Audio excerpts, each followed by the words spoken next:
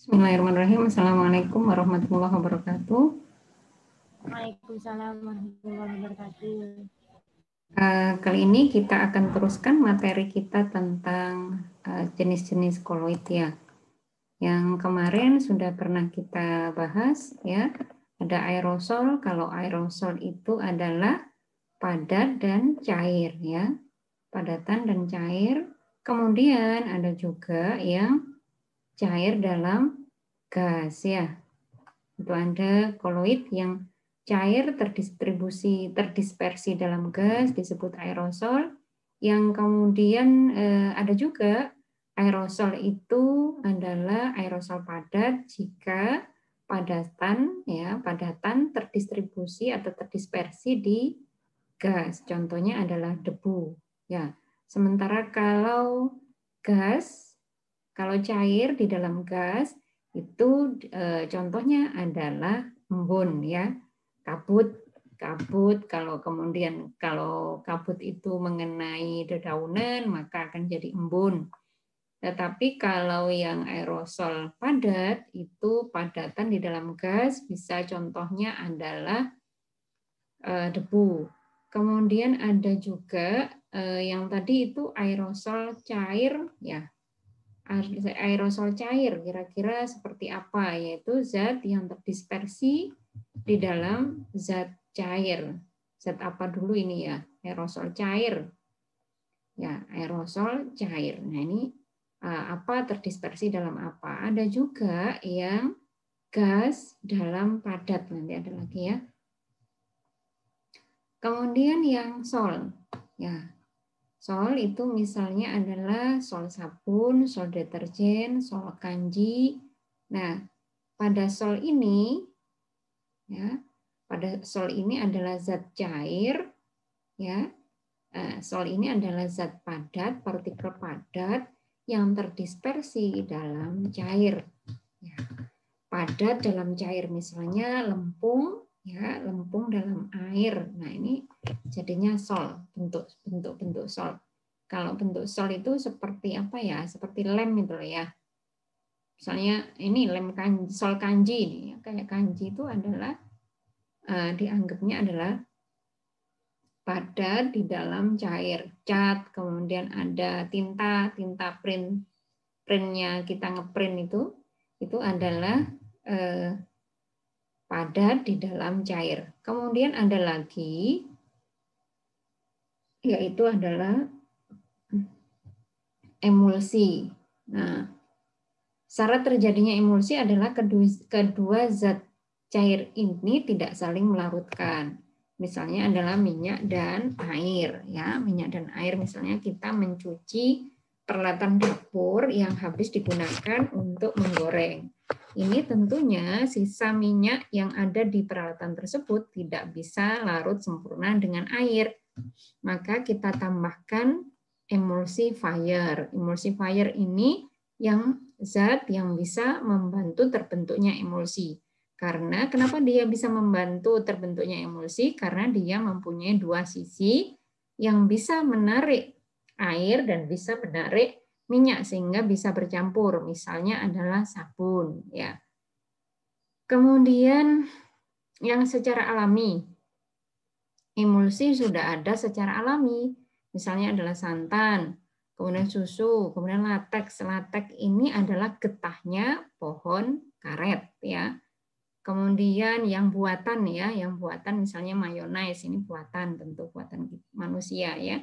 Kalau minyak bumi ini termasuk yang alami, artinya sudah ada tanpa campur tangan manusia, dia sudah berupa emulsi. Misalnya minyak bumi yang baru diambil ini mesti kotor ya, kondisinya kotor, kadar minyaknya, kadar yang terlarutnya berapa dan seterusnya. Nah, ini dia masih berupa emulsi yang belum bisa dipisahkan. Kemudian ada minyak ikan. Minyak ikan ini antara air dan minyaknya bercampur, kadar air dan minyaknya ini bercampur, misalnya minyak ikan.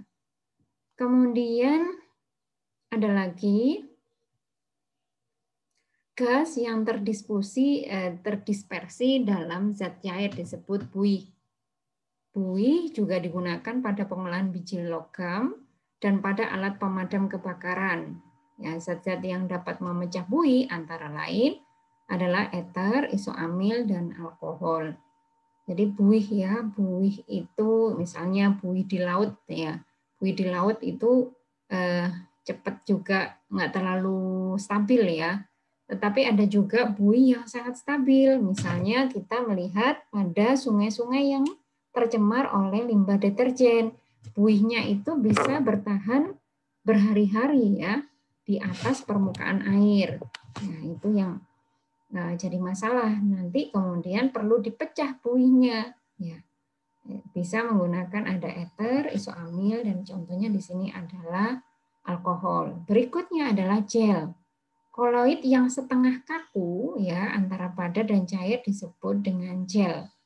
Contohnya adalah agar-agar, lem kanji, tadi ada juga yang dimasukkan di sini. Kemudian gelatin, gel sabun, dan gel silika. Contohnya lagi adalah kalau kita yang perempuan gel-gel lidah buaya itu ya, yang produk ya sudah jadi ada gel lidah buaya, ada gel buah-buahan lain yang sudah untuk hand body lotion misalnya seperti itu, atau untuk gelnya atau hidrogel ya, jadi tambahan adalah kandungan airnya tinggi tapi sudah berupa hidrogel, berupa gel ya. Kita lanjutkan. Nah, bagaimana sekarang cara mengenali sistem koloid itu koloid atau bukan?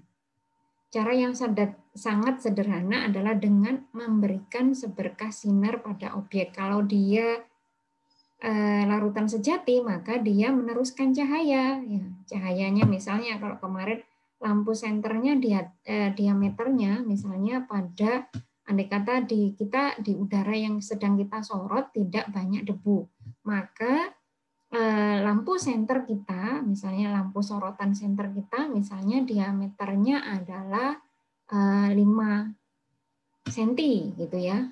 Nah, ini kalau kemudian dia tidak berpendar, lampu disorotkan ini, kalau lampu itu kan biasanya lampu senter itu seringkali ada lampu di pusatnya, kemudian ada bentuk seperti tabung gitu ya, tabung untuk menyebarkan cahaya.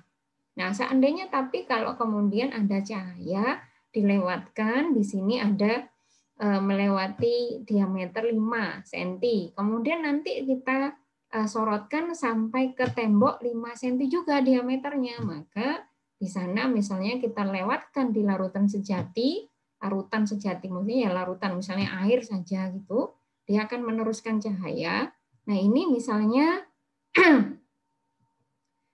tetap 5 cm, maka di sana tidak ada sistem koloid. Tapi kalau di situ ada sistem koloid, biasanya kemudian dia menghamburkan cahayanya menjadi yang tadi kita sorot 5 cm menjadi lebih besar lagi, misalnya begitu. Kemudian kayak ini sifat-sifat kayaknya sudah kemarin ya. Koloid liofil, koloid liofob ya. Koloid pelindung kayaknya sudah ada kita lewati yang sudah ya. Kemarin sepertinya efek tindal, gerak Brown, muatan koloid. Ya, kalau muatan koloid tentu bagaimana kira-kira sejenis atau berlawanan jenis. Ya, tentunya apa? Kalau muatan koloidnya, dia harus sejenis supaya dia koloid tersebut adalah stabil. Kalau sejenis dia kan tolak menolak. Ya, gerak Brown itu kan gerak acak. Dia kenapa sampai terjadi gerak acak? Karena dia mereka mempunyai antar partikelnya mempunyai muatan yang sejenis. Kalau muatan yang sejenis, maka dia bisa saling tolak menolak sehingga koloidnya stabil, tidak ada pengendapan. Itu ya maksudnya ya.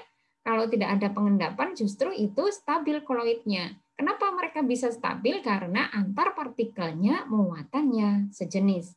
Kalau ternyata kemudian muatannya tidak sejenis, maka dia akan tidak stabil ya.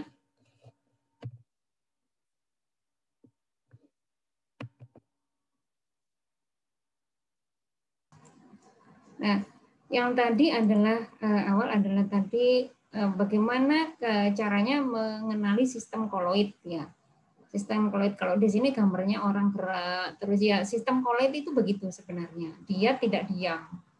Diam itu kalau tingkat kita lihat lihat dia stabil itu ya sudah, misalnya pada lotion, pada sabun kita bisa melihatnya adalah seperti tidak bergerak. Sebenarnya di sana di dalamnya mereka bergerak dengan tingkatan yang bisa mungkin kita nggak bisa lihat dengan kasat mata. Buktinya misalnya ya, jadi kestabilannya sabun padat itu lama kelamaan ya. Kalau misalnya sabun padat kita beli, dibuka bungkusnya, kemudian dibiarkan di udara terbuka agak lama. Ya, kalau dibiarkan di udara terbuka agak lama, maka kita seperti apa? Waktu ada itu, ya, kita akan muncul tahu bahwa nanti semakin lama akan kita lihat bahwa dia rusak, ya.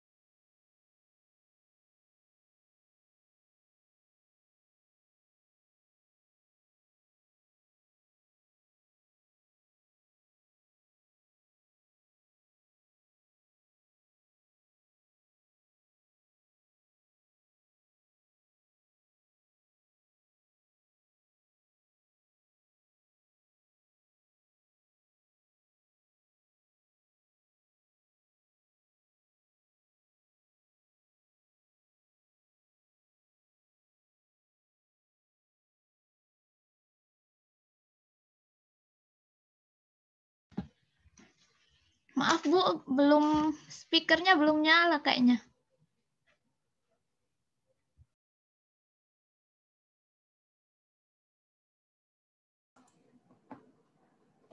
Oke, di sini ada efek Tyndall. Apakah efek Tyndall itu ya? Ada sifat-sifat koloid yang akan kita ulas satu persatu. Kalau efek Tyndall, ya efek yaitu dia sistem koloid mampu menghamburkan cahaya. Ya, kenapa? Karena pada sistem koloid itu ada partikel-partikel yang terdispersi. Karena ada terdispersi, maka ketika ada cahaya tadi mengenai partikel, maka ada sifat untuk menyebarkan, membuat dia tersebar atau menghamburkan. Ya, artinya cahaya mengenai partikel bisa kemudian balik ya kan, ada yang dipantulkan, ada yang diserap, ada yang diteruskan gitu kan biasanya cahaya ya. Nah, karena ada partikel-partikel itu, maka tiga hal tadi itu bisa terjadi, ada diteruskan, dihamburkan ya, dikembalikan itu kan seperti dihamburkan, dikembalikan secara acak sehingga menghamburkan cahaya. Sementara pada larutan sejati yang tidak mengandung partikel koloid atau tidak ada partikel-partikel yang terdispersi, maka tidak ada penghamburan cahaya. Nah, ini yang efek Tyndall. Kemudian gerak Brown. Gerak Brown itu adalah gerak acak. Nah, adanya gerak Brown ini justru kemudian membenarkan teori kinetik molekul. Teori kinetik molekul artinya molekul-molekul itu bergerak. Ya. Nah, pada sistem koloid, supaya terjadinya koloid justru ada gerak Brown ini. Supaya sistem koloidnya stabil, maka ada gerak Brown ini ya. Mengatakan bahwa molekul-molekul teori kinetik molekul yang mengatakan bahwa molekul-molekul dalam zat cair senantiasa bergerak. Gerak Brown terjadi sebagai akibat tumbukan yang tidak seimbang dari molekul-molekul medium terhadap partikel koloid. Dalam suspensi tidak terjadi gerak Brown karena ukuran partikel cukup besar sehingga tumbukan yang dialaminya seimbang. di partikel koloid karena kecil-kecil gerak Brownnya acak itu ya, gerak Brown yang acak itu membuat sistem koloid justru akan makin stabil. Kemudian berikutnya adalah bagaimana muatan koloid ya. Nah, muatan koloid ada elektroforesis. Elektroforesis adalah pergerakan partikel koloid dalam medan listrik. Koloid bermuatan negatif akan bergerak ke anoda, ya jelas ya. Jadi kalau pada elektroforesis justru bisa merusak sistem koloid. Nggak maksudnya merusak. Tadi sistem koloid itu kan bercampur. Kalau merusak berarti dia nanti jadi terpisah antara apa? Antara terdispersi dan pendispersi.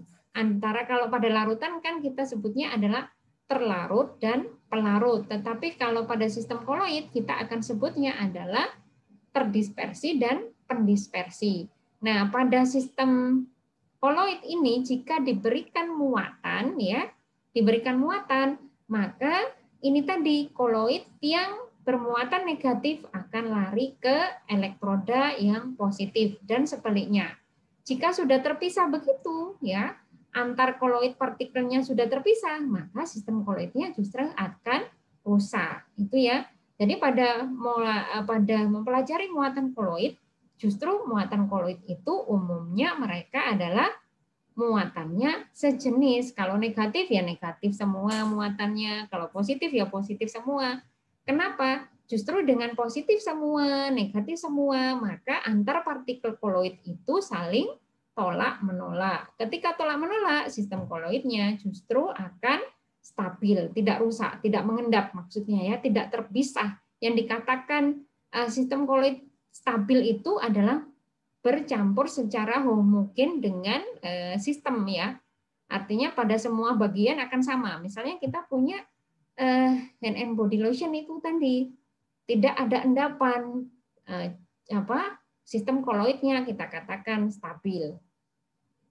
Nah, cara memisahkan atau merusak sistem koloid berikutnya adalah dengan model adsorpsi. Ya, adsorpsi adalah kemampuan menyerap ion atau muatan listrik pada permukaan. Nah, misalnya sistem koloid, nah tadi kita berikan sistem koloid misalnya sesuatu yang stabil, ditunggu mengendap ya nggak mengendap-mengendap kalau sistem koloid. Kalau sistem suspensi dibiarkan nanti akan lama-kelamaan akan mengendap karena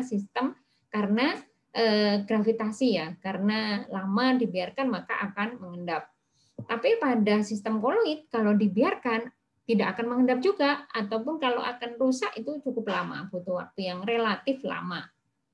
Nah, penggunaan adsorben, penggunaan elektroforesis atau dicelupkan elektroda bermuatan itu adalah bertujuan merusak sistem koloid dengan tujuan tertentu ya.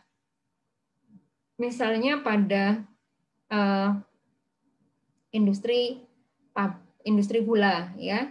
Nah, ini kalau tahu ya, tebu itu dari lahan pertanian itu tanpa dicuci langsung masuk ke industri gitu ya. Nah, gula yang masih berwarna ya berwarnanya keruh itu dilarutkan dalam air kemudian dialirkan melalui tanah diatomi atau arang tulang. Ini tanah diatomi ini maksudnya adalah tanah yang bersifat mengadsorb. Nah, penyaring begitulah ya. Nah, ini gula yang masih berwarna atau keruh itu dilarutkan dalam penyaring itu sehingga nanti bisa didapatkan gula yang putih bersih ya. Jadi melarutkan atau membersihkan gula itu misalnya dengan cara disaring tadi itu. Kemudian ada juga contoh-contohnya. Ini kan contoh proses merusak sistem koloid. Kemudian ada penggunaan norit. Norit ini misalnya arang ya. Jadi misalnya kalau di HRD dulu itu belikan norit misalnya. Norit ini pun sebenarnya bisa dibikin sendiri, yaitu adalah beras ya. Beras yang disangrai nanti semacam terjadinya kayak kopi ya. Hitam begitu. Nanti itu kemudian ditumbuk.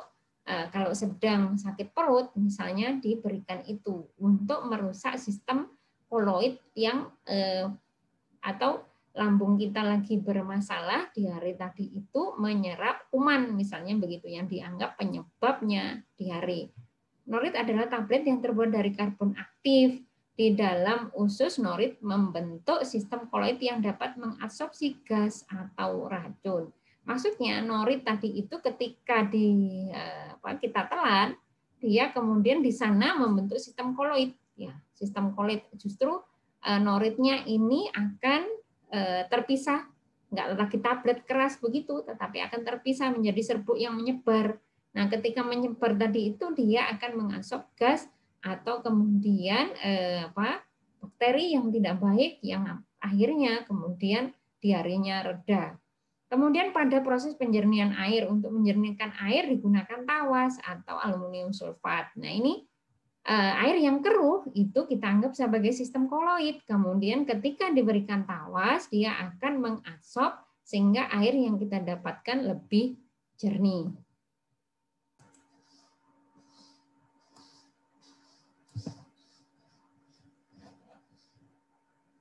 Ya, kita lanjutkan di sistem koagulasi ya. Koagulasi ini maksudnya apa sih hubungannya sama koloid ya?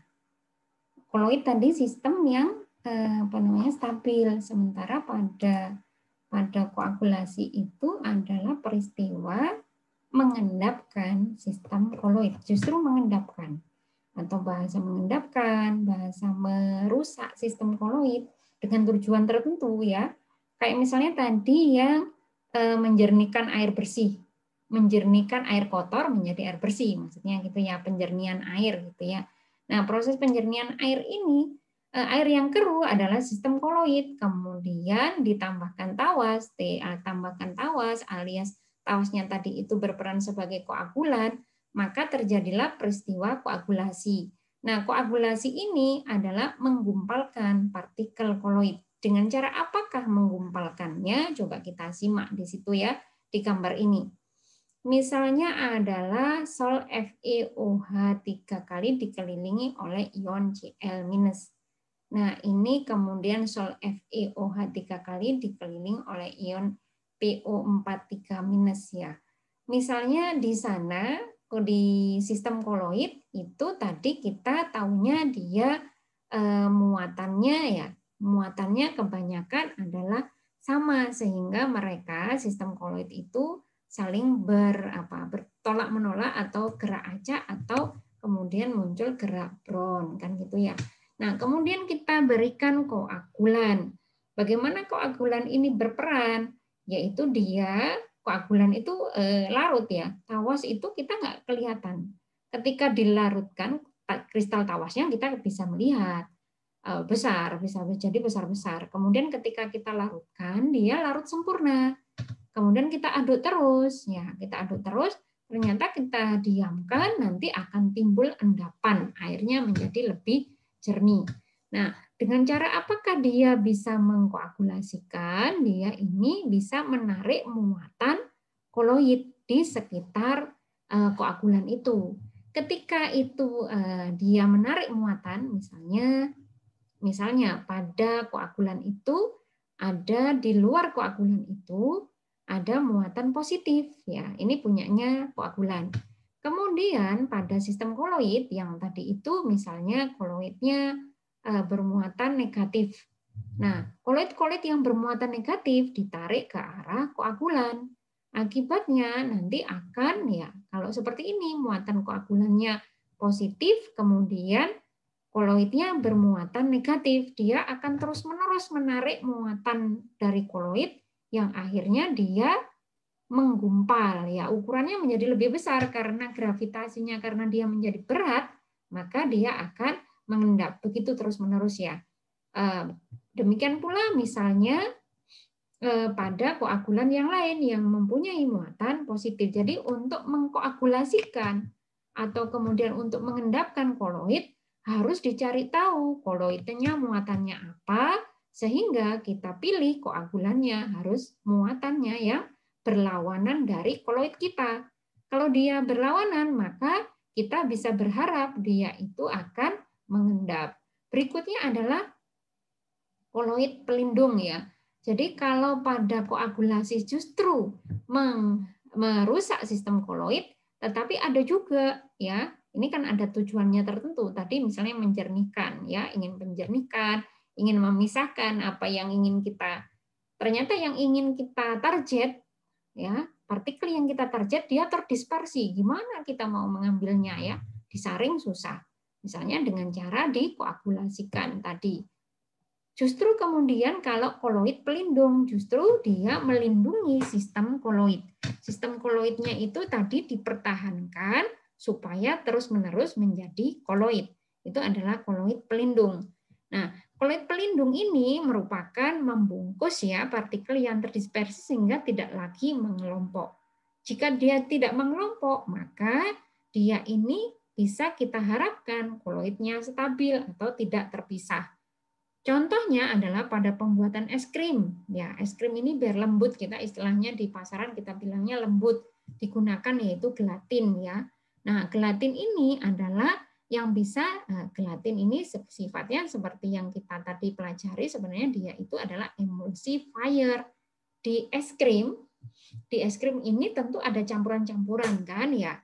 Campuran-campurannya tadi di situ akan ada lemak, ya, ada minyak di dalam air supaya tadi tidak menggumpal ya, kita berikan gelatin. Gelatin ini sebenarnya berfungsi sebagai emulsifier.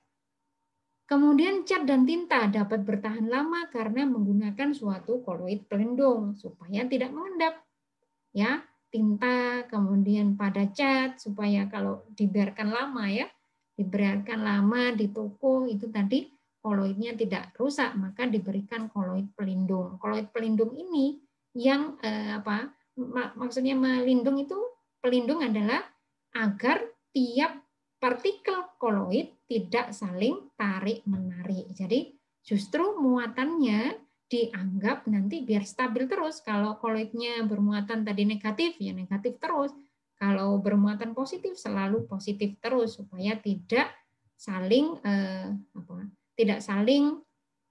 tarik-menarik dan kemudian menggumpal. Zat-zat pengemulsi seperti sabun dan deterjen juga tergolong koloid pelindung ya. Sabun itu misalnya kita kalau nggak pakai sabun artinya kita merasanya mandi nggak bersih. Kenapa? Karena tubuh kita misalnya kebanyakan ya keringat kita ini juga ada di kulit kita minyak. Maka kalau kita mandi pakai air saja tanpa dikasih sabun, kita merasa bagian minyak di tubuh kita belum bisa hilang. Maka ada emulsi, pengemulsi misalnya adalah sabun tadi itu ya. Buktinya kalau kita gosokkan di tubuh kita muncul busa ya. Busa ini adalah gambaran bahwa minyak di tubuh kita bersatu dengan air ya, bisa dilepaskan di kulit kita, bisa dibersihkan minyaknya tadi itu dengan pakai sabun ya. Ini contohnya koloid pelindung.